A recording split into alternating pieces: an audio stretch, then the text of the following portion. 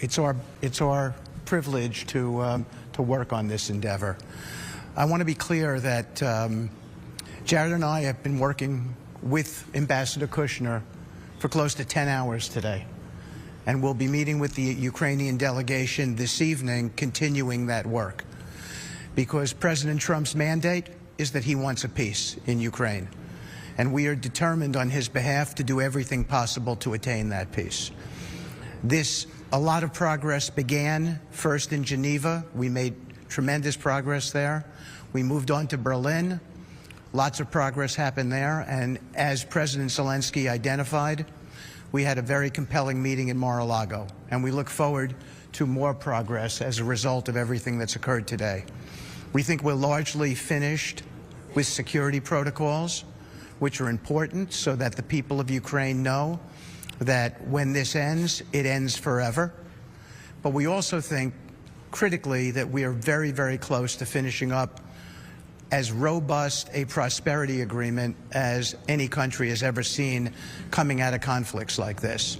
It will aspirationally mean large, large possibilities for the Ukrainian people, for people coming home from war who will find wonderful jobs out there.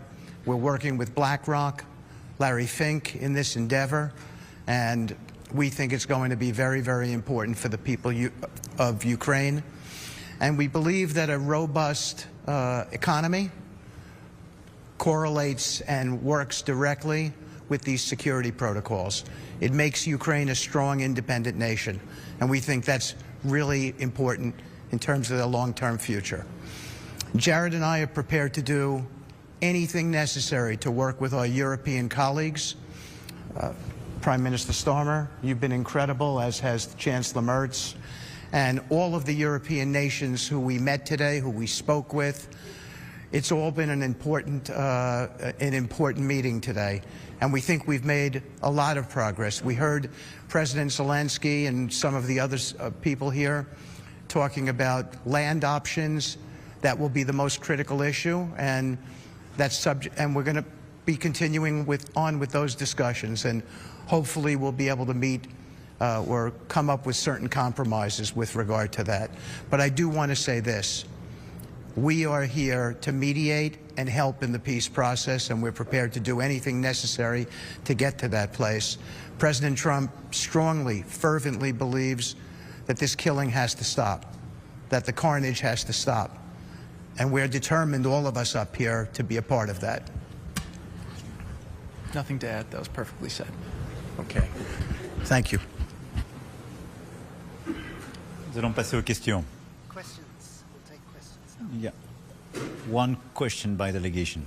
Je vous en prie.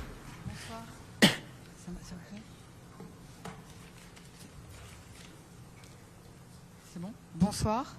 Claire Gatinois pour Le Monde. Bonsoir messieurs les présidents, chefs d'État, chefs de gouvernement. Bonsoir messieurs. Go ahead.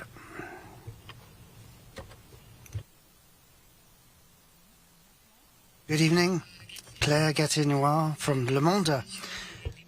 Good evening, presidents, prime ministers, heads of state and government and special envoys. President Macron, this is the 15th time, as you said, that the coalition of the willing has come together to produce security guarantees for Ukraine, hoping for the support of the United States. And now Trump has not firmly committed to American support. After what happened in Venezuela and the threats to Greenland sovereignty, can Europeans still trust our American ally? Don't you think we should think of security guarantees without the United States? And regarding Greenland, in the light of what was said this morning, should we consider deploying European troops to protect that territory and to protect this? Is it because you want to protect links with the United States you haven't condemned the intervention in Venezuela? Thank you. That multiple question, and I wish you a happy new year. On the question of Venezuela, which I think is not really connected with today's matters, diplomacy has its own roots and ways. French diplomacy has already expressed itself. We have to see that as a coherent message. I think I've been very clear about that.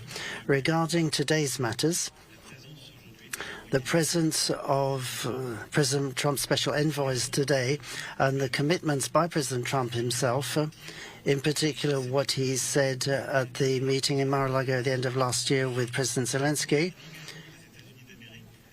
that was about an American commitment to take responsibility.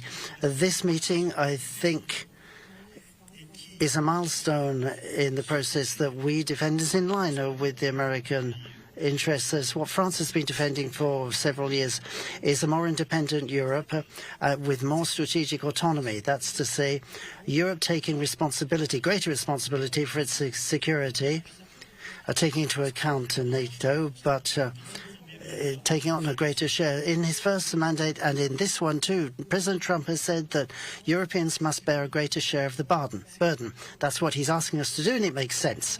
So all the work of these recent months through the Coalition of the Willing is to get the Europeans together. But there's also Canada, New Zealand, Japan, the United States, and the Canadian Prime Minister in particular was with us today, which is a very strong signal, and is fully committed to these security guarantees. So the Coalition of the Willing is the beating heart of this support to Ukraine, offering security guarantees. So what we're saying is the day after the ceasefire, this is how we will provide these different moments of support to Ukraine, in particular through a new format for the Ukrainian army that would deter Russia. So in this context, the support and participation of the United States are very important for a lot of countries, many NATO member countries, because American capabilities, sometimes they are the only ones who have the ability to provide certain guarantees. All that is of key importance. Recent weeks have illustrated a change. As Chancellor Merz said in our meeting in Berlin, that was already a milestone with a new step forward in SACEUR. That's to say, the American authorities in charge of military matters in Europe, they were all involved. So there are these different levels of security guarantees where the United States of America have clarified their participation, in particular with respect to monitoring. That's to say, surveillance of the front line, and the American observation capabilities are absolutely vital, and that's been confirmed. So my point is that in recent months we have put together a coherent and meaningful construct. The Americans want us to do more, and we can. We now have a coalition of the willing providing guarantees. We also have American participation through its resources, let's say the backstop.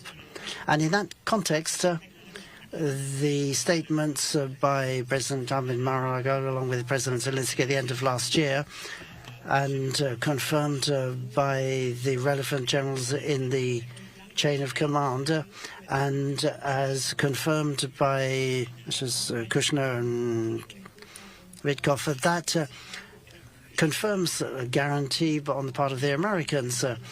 So I have no reason to doubt the sincerity of that commitment, given their statement today and all the work that has been done with the United States in order to design this scheme. And as UN Charter signatory and members of NATO, they are allies to us here in Europe, and it's as such that they are here today, and they have worked alongside us in recent weeks. Thank you.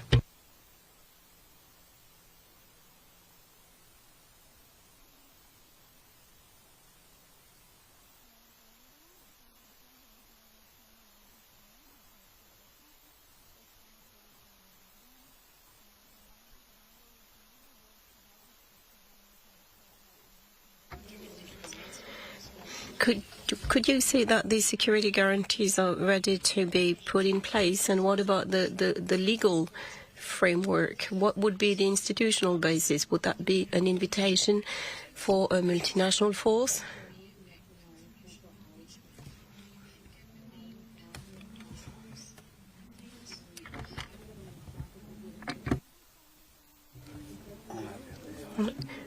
There's a technical issue. The interpreters can't hear.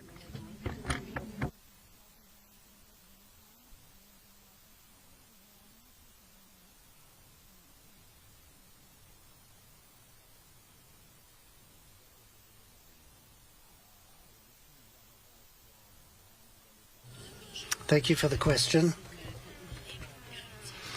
Firstly, I think that the members of the Coalition of the Willing have to work hand in hand with the United States, and these guarantees have to be legally binding. For the Americans, this means that this has to be supported by the American Congress, and we very much hope that will happen. All the documents are ready for signature, and we hope that will now go through. As for this declaration, the Paris Security Declaration, it paves the way for this process that will be legally binding, because for most of the coalition members, it is necessary to have the support of Parliament, and we count on them for that. All the issues that are outstanding on that, these have been really designed over the last really month in consultation with the Ukrainians, with the Europeans. I will say I think today was a very, very big milestone, and I thank President Macron for assembling this and for all of the work that everyone here has done behind the scenes to bring this together. This does not mean that we will make peace, but peace would not be possible without the progress that was made here today, meaning that if Ukraine is going to make a final deal, they have to know that after a deal, they are secure, they have obviously a robust deterrence, and there's real backstops to make sure that this will not happen again. One of the reasons why President Trump is comfortable with where the security guarantees are headed towards is because, based on his assessments and his conversations with President Putin, is that if we can make the right deal, it would mean a deal where both sides look to de-escalate, that there's a real monitoring mechanism, real ability, if there ever is a violation, to have deconfliction and hopefully, de-escalation. And obviously, you create a robust deterrence, peace through strength, where it's unlikely that somebody will ever go and start this again. So this is a really important building block towards an eventual peace deal, and I think that it's a big, big milestone that was reached today between the Europeans with the Coalition of the Willing, and I really want to just thank the DoD and the whole amazing team in the U.S. Obviously, you saw last week the incredible capability of the U.S. military, and that's just a small piece of what they're capable of doing. And so they've been really thinking about this, and they believe that a real peace here is possible, and there are ways to stand behind it.